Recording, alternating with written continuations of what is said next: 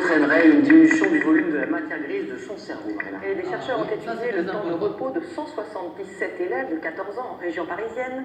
Eh bien, dormir moins de 7 heures par nuit et se coucher tard le week-end modifierait le volume de certaines zones du cerveau et aurait des conséquences sur son apprentissage. Explication, c'est Idali, Gaël Le Garec et Hervé Droguet. Pour être en forme, un adolescent devrait dormir 9h30 par nuit. Des consignes loin d'être respectées. Mais quelles sont les conséquences sur leur cerveau? Pour la première fois, des chercheurs ont étudié les habitudes de sommeil de 177 élèves âgés de 14 ans. En moyenne, ils se couchent à 22h30 pour se lever à 7h en semaine.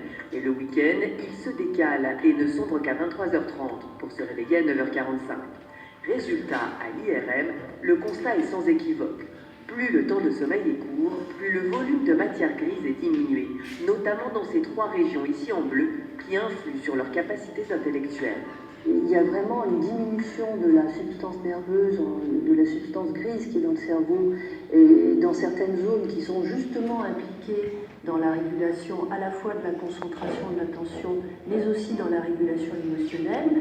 Et donc ça montre qu'il peut y avoir aussi une altération et qu'on est dans un énorme problème de santé publique, parce que là on est en train de jouer avec le cerveau des gens. Cette étude démontre clairement que le manque de sommeil altère la structure du cerveau, qui à cet âge est encore en pleine maturation.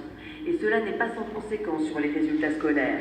Les mauvaises notes obtenues par les élèves inclus dans l'étude étaient associées à une diminution de matière grise dans les régions frontales de leur cerveau. Cette spécialiste des troubles du sommeil incite les parents à se poser comme gardiens du repos de leurs enfants. Des parents qui donnent des consignes à leurs enfants d'aller se coucher à une certaine heure. Pour 80% des adolescents, ils suivent la consigne.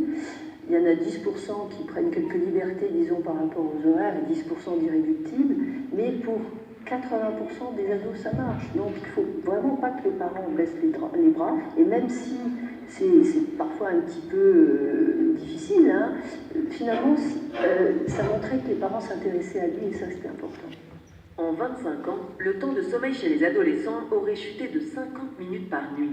Mais ce qui préoccupe davantage les médecins, c'est que 10% d'entre eux ont un sommeil fractionné, se réveillant la nuit pour jouer, chatter ou surfer sur Internet.